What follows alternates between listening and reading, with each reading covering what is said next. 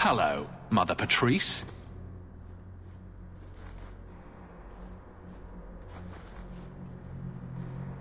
Sirrah Hawke, it is good to see you.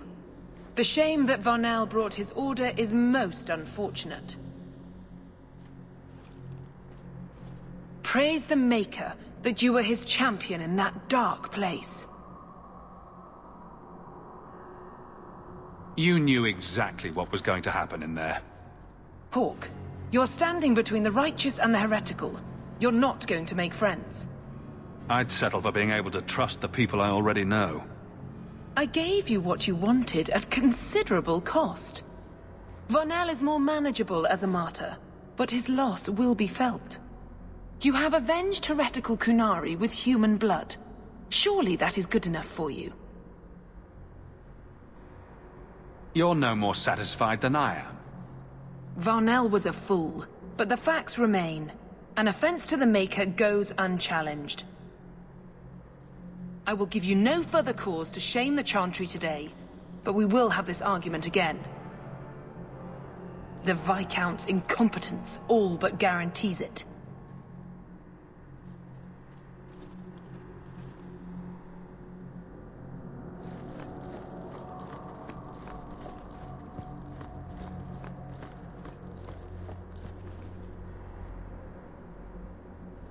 I'm giving it all up.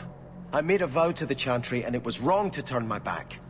Sebastian, listen to yourself. You're as impulsive now as the day you turned away from us. Do you think the Maker wants another rashly spoken vow that you'll abandon when the next passion takes you? I will not... This is your life, child. Don't spend it being blown about like a weather vane. But here's Hawke.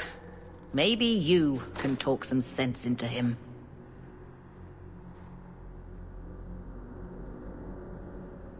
Is the Grand Cleric upset with you? She thinks I'm fickle, but I mean it.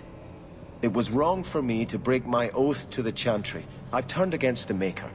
And for what? Why would I want to rule Starkhaven and deal with jackals like Lady Harriman for the rest of my life? Do you see yourself as a prince or a priest? That's exactly the question I've been praying for guidance about. When I think of going to Starkhaven, calling on allies like Flora Harriman and all the corrupt, scheming nobles, my throat swells shut in horror. When I think about staying, I'm at peace.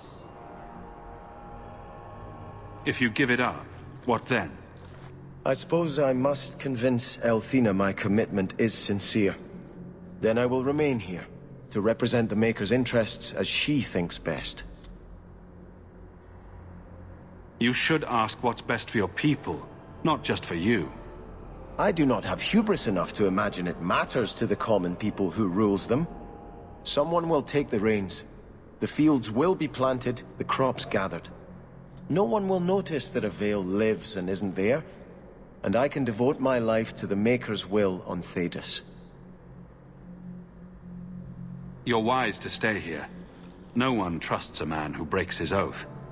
I cannot return to Starkhaven and subject my people to war without a clear sign that it's the Maker's will.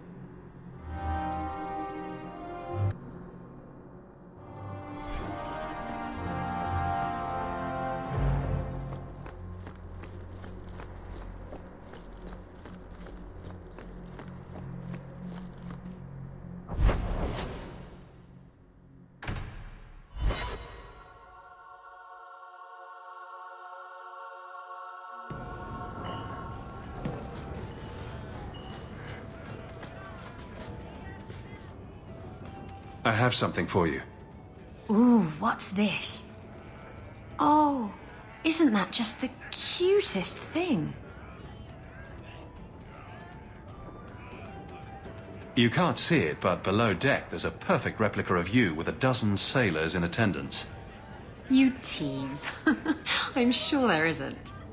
It is a worthy goal to work towards, however. Thank you, Hawke. This was a thoughtful gesture.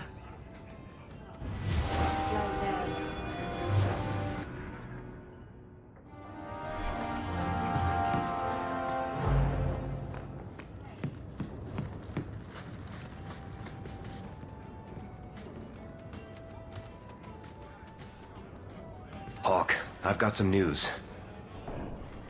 You might not want to be near anything breakable when I tell you, though. Why don't I buy you a pint and we'll talk? You just keep making this harder. Although I won't say no to a pint, if you're buying. I've had an ear out for Bartrand. After the Deep Roads, he ran to Ravane, probably because he knew I couldn't track him. But I hear he might be back in Kirkwall. He called in loans from a few of his contacts in Hightown. Was he staying in Hightown, or just passing through?